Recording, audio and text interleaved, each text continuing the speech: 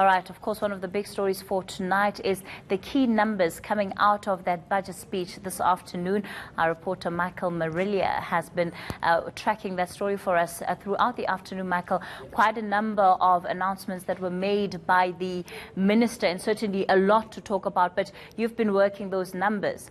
Yeah, that's right, Kathy. We're going to be unpacking them throughout the evening, but just a quick update if you are just heading back home and you've just come in through the door. This is a very important number. Finance Minister Tito Mboweni telling us that revenue collection for 2018-2019 will be 27 billion rand below the forecast. That takes our budget shortfall above 200 billion rand. Initially, Mboweni and his team expecting around about 180 billion rand, that gap between expenditure and revenue.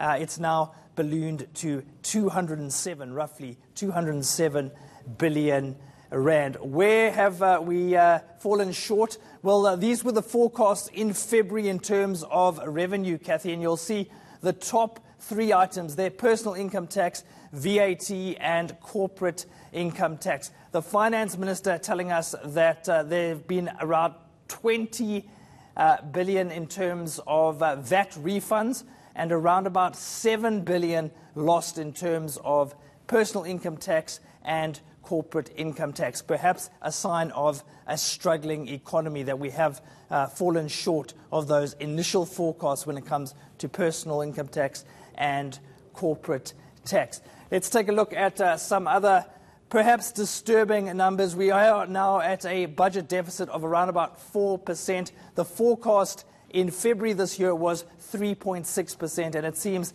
that shortfall in terms of the tax revenue has now pushed us to this figure of 4%. The minister also saying that gross debt is going to hit almost 60% within the next 5 to 6 years. It currently hovers around about just above 52, 53% or so.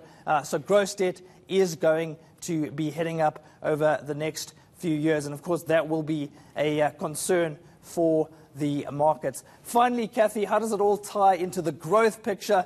Well, the latest forecast for growth, less than 1%, I'm afraid, 0.7% for 2018.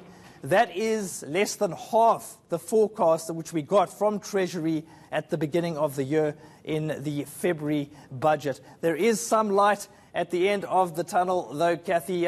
Finance Minister telling us that in 2021 we can expect GDP growth above 2%. But that is, of course, still a few years away, Kathy. So it would seem that that tunnel is rather long and the light is not particularly bright. Well, Michael, I'd say at this point you're probably the only one who can see the light. I mean, 2% by 2021 is really not great a figure, especially when you match it up against the anticipated growth.